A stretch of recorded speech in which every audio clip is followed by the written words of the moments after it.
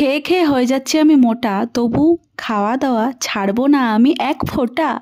No, no, no. আজকে আমি ম্যাগিকে করব ক্যারেক্টারলেস। Oh my god.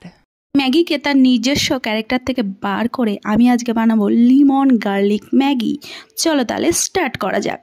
প্রথমেই আমি গরম জলে নুন দিয়ে ম্যাগিগুলোকে সেদ্ধ করে নেব, অর্থাৎ বয়েল করে নেব।